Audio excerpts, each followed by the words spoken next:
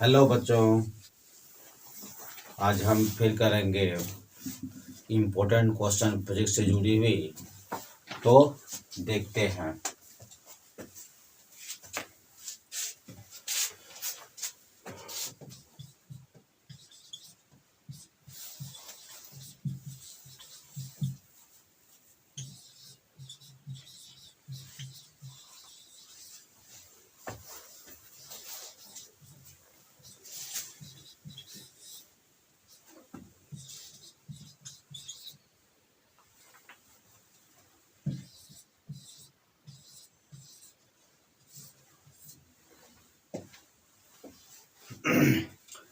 Important question of physics 2022 देखते हैं कौन सा क्वेश्चन है आज के लिए। तो आप लोग लिखना स्टार्ट कर दीजिए।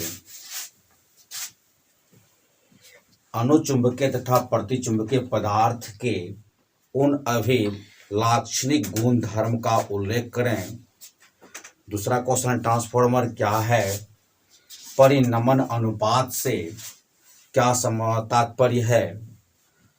तीसरा क्वेश्चन है, चल कुंडली गैल्वेनोमीटर में रेखीय चुंबकीय क्षेत्र का क्या महत्व है। चौथा क्वेश्चन है, एलसीआर परिपथ क्या है। स्थिर वैद्युत परिरक्षक क्या है, इसके एक जीवन उपयोग को लिखें। मतलब इसका जीवन में क्या उपयोग है उसको लिखने बोल रहा है। ठीक है, नेक्स्ट चलते हैं। ये मॉडर्न फिजिक्स से जुड़ी हुई क्वेश्चन है। नाभिकीय रिएक्टर में मंदक शीतलक एवं नियंत्रक क्षर का उपयोग बताएं। नेक्स्ट क्वेश्चन है, फिर आधार बैंड की चौड़ाई और फेयरिंग क्या है। नेक्स्ट क्वेश्चन है, देहली आवृत्ति क्या है।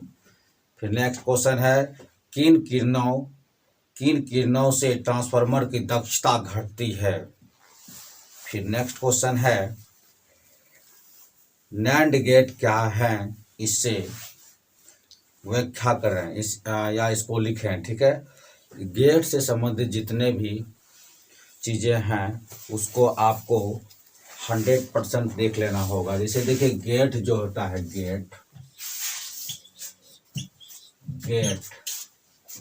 गेट मुख्य रूप से 3 होता है। 3 क्या क्या है देखते हैं इसको। जैसे अंग्रेजी में हो गया आपका, जैसे बोलते हैं इसको नॉट, अंग्रेजी में नॉट एक होता है अंग्रेजी में, और एक होता है एंड। ये ऑब्जेक्टिव में भी क्वेश्चन बार बार पूछा जाता है कि गेट मूल गेट कितने होते हैं। 3 होते हैं, नॉट और एंड। आप देखिएगा अपने क्रम में वो एग्जाम में दिया होता है, तो याद रहना चाहिए कौन 1 नंबर में कौन 2 नंबर में, उससे कोई मतलब नहीं है। तो कितने होते हैं, गेट होते हैं 3। कौन कौन होते हैं, नॉट और एंड। और इस अगर आगे जोड़ा जाए, इसमें एक होता है आपका नैंड गेट।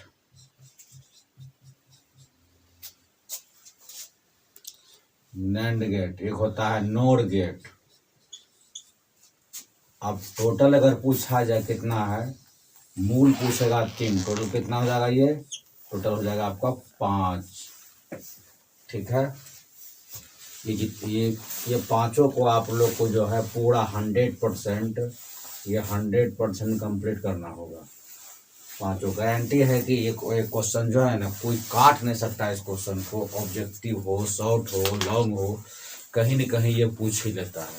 ठीक है, एक क्वेश्चन और आपको बता दें, ये हो गया आपका लॉन्ग शॉर्ट दोनों, long plus short plus objective.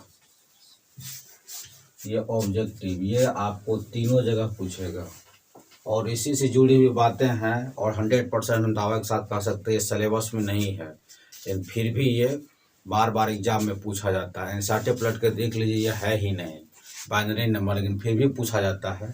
जैसे कि आपको देखिए 25, ये 25 का अगर पूछ दे, ठीक है, आप क्वेश्चन बैंक में भी देखिएगा बहुत बार ये पूछा हुआ है।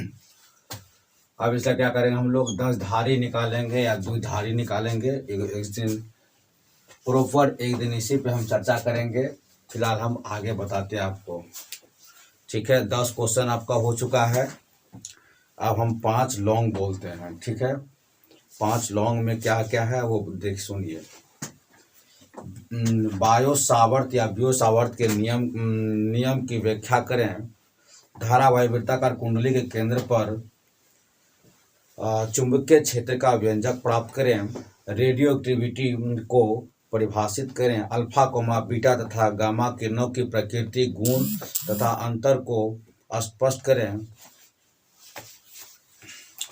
फिर नेक्स्ट क्वेश्चन है जेनर डायोड क्या है। ये भी आपका मॉडर्न फिजिक्स से जुड़ी हुई क्वेश्चन है। जेनर डायोड क्या है।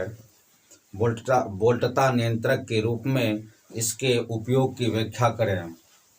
फिर आपका ऑप्टिक्स से क्वेश्चन है प्रकाश के हाइगेंस का तरंग सिद्धांत लिखें। हाइगेंस के प्रकाश तरंग सिद्धांत के आधार पर परावर्तन तथा अपवर्तन के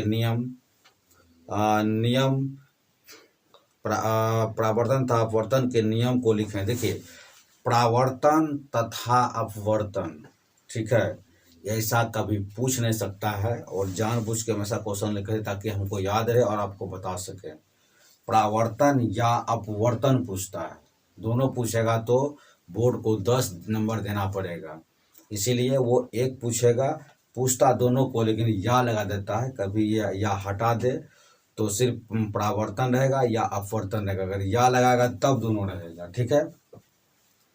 तो ये 4 क्वेश्चन हुआ आपका।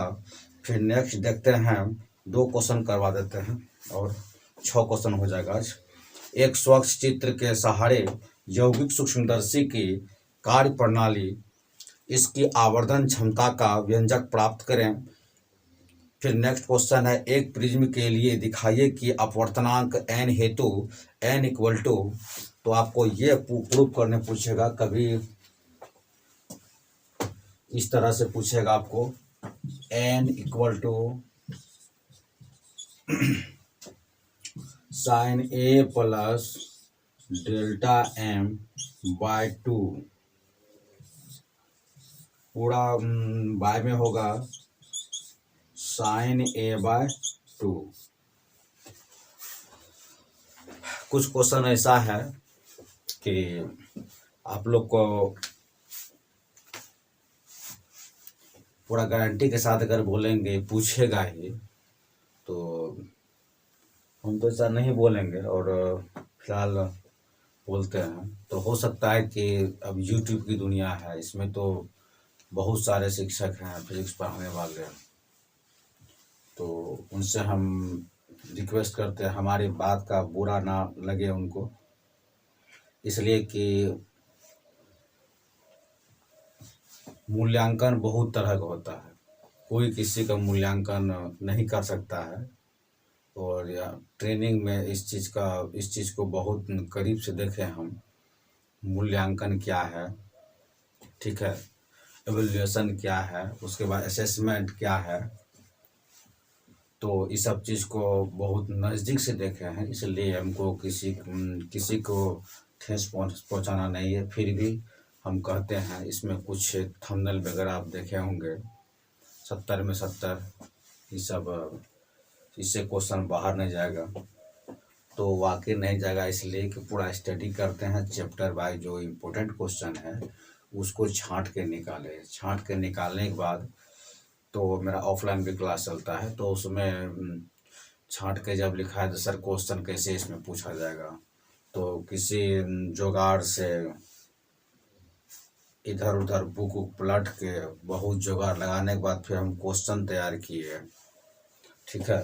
तो ये सब क्वेश्चन बहुत अपने आप में क्षमता रखता है, ठीक है, एग्जाम में पूछने का, और एग्जाम में पूछता भी है क्वेश्चन, तो अनुमानित क्वेश्चन 100% है, आप लोग कीजिए, इससे तो बाहर नहीं जाएगा।